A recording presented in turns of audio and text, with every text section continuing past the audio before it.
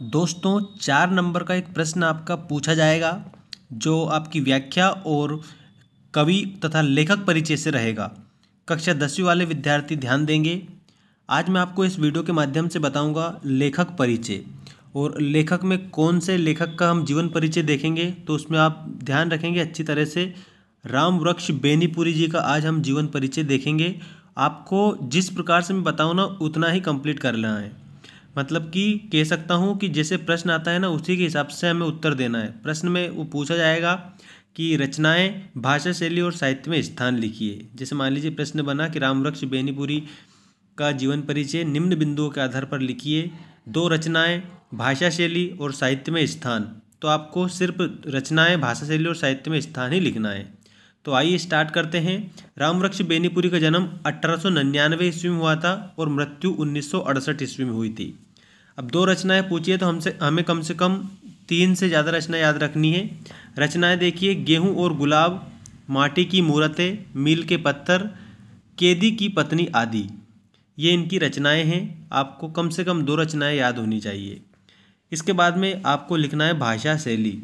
भाषा शैली में आपको समझना भी है, याद रखना कि भाषा लिखने का जो ढंग होता है उसको हम भाषा शैली कहते हैं। तो बेनीपुरी जी की भाषा सरल, सुबोध, सजीव, मुहावरेदार एवं आलंकारिक है। कहने का मतलब ये है कि बेनीपुरी जी की जो भाषा है बिल्कुल सिंपल है, सुबोध है जो आसानी से समझ में आ जाए, सजीव भी है और मुहावरेदार एवं आलंकारिक है। मतलब कि कह सकते हैं कि मुहावरों का भी इन्होंने प्रयोग किया है। आपकी भाषा में सरलता, सुबोधता एवं ओज गुण की प्रधानता है। तो दोस्तों ओज गुण की प्रधानता भी इनकी भाषा में पाई जाती है, सरलता के साथ साथ, सुबोधता के साथ साथ ओज गुण की प्रधानता। अब ये ओज गुण क्या है, तो ये काव्य गुण होता है। काव्य गुण 3 प्रकार का होता है, माधुर्य गुण, ओज गुण और प्रसाद गुण। तो जो रामवृक्ष बेनीपुरी जी हैं, इनके जो काव्य है, इनकी कविताएं, कहानियाँ, निबंध वगैरह, इसमें ओज गुण की प्रधानता पाई जाती है। तो आपको ध्यान रखना है ये। इसके बाद में शैली की विशिष्टता के कारण ही आपको कलम का जादूगर कहा जाता है। अगर ऑब्जेक्टिव टाइप प्रश्न बना कि कलम का जादूगर किसे कहा जाता है तो आप याद रखेंगे रामवृक्ष बेनीपुरी को कलम का जादूगर कहा जाता है। इसके बाद में बेनीपुरी जी ने भाषा में संस्कृत के तत्सम शब्दों के साथ साथ उर्दू, फारसी और देशज शब्दों का भी पर्याप्त प्रयोग किया है।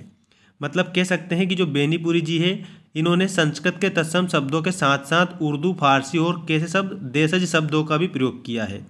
तत्सम शब्द वे शब्द होते हैं जो संस्कृत के शब्द हैं और वही हिंदी में वैसे के वैसे ही प्रयोग किए जाते हैं। और देशज शब्द जैसे ऐसे शब्द होते हैं जो कह सकते हैं हम कि देश में ही मतलब बने हुए शब्द होते हैं ये, और देश की भाषा में ही प्रयोग किए जाते हैं।